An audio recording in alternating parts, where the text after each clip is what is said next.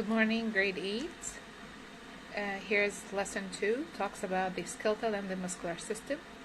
Through this lesson, inshallah, we're going to talk about the structure and function and the disorder associated with these two systems. Okay, turn the page. Okay, first of all, open the book with me. Okay, as we mentioned before in their previous lesson, the function of the skeletal system.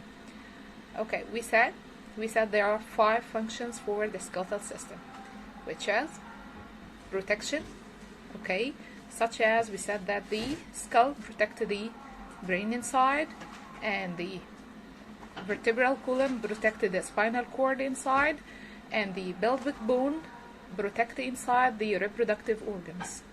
Okay, and we said also that the rib cage protects inside the heart and the lungs. And what else? And we said the other P, that's for production, produce blood cells. Production of blood cells is responsible for the specific tissue called marrow. There is a type of marrow called the red bone marrow. Okay, exists at the center of the bones, responsible for producing red blood cells and white blood cells.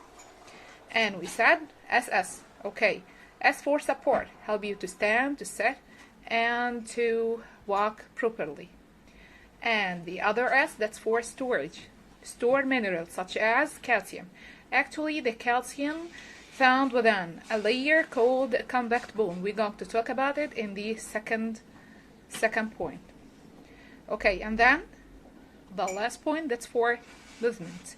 Okay, we said before that the muscular system, both with the skeletal system, they're working together to help the body to move. Okay, once again, the function of the skeletal system responsible for 5 functions, which are protection, protect the inner organs, okay, produce blood cells, which are the red blood cells and the white blood cells.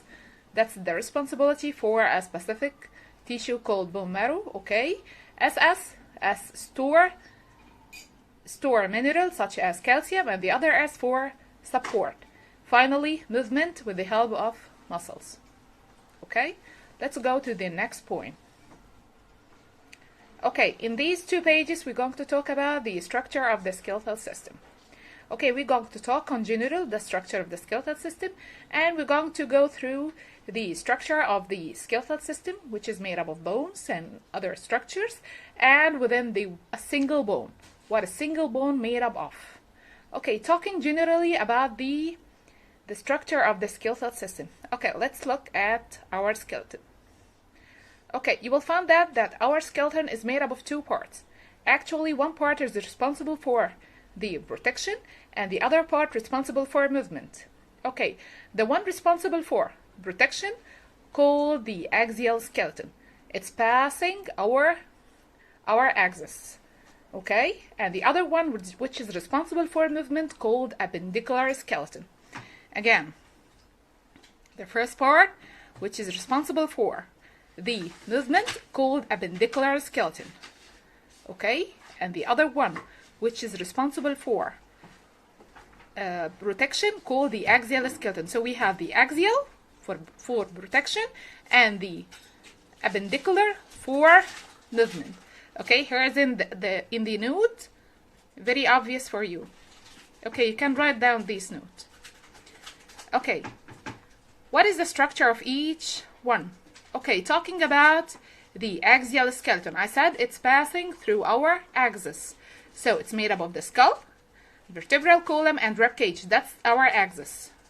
Okay, the skull protect inside the brain. Okay, the vertebral column protect inside our spinal cord, and the rib cage protect inside the lungs and the heart.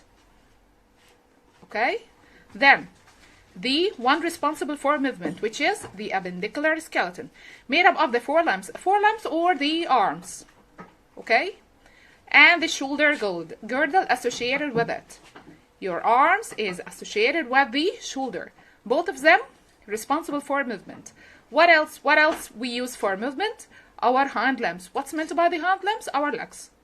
Okay, what else? Associated with our pelvic girdle.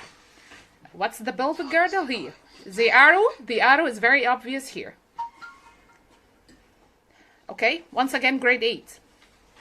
So the skeletal system is made up of two parts, one responsible for movement and the other one is responsible for protection. The one responsible for protection is called the axial skeleton. The axial skeleton passing through our axis, which is our skull, okay, our vertebral column, and the rib cage or the ribs. And the other part, which is responsible for movement, called appendicular skeleton. And the appendicular skeleton is made up of the forelimbs, okay, associated with our shoulders, okay, and the hind limbs, which are our legs, associated with the pelvic bones. Okay, grade 8, thank you very much for watching, and wait for the next video for part 2. Thank you.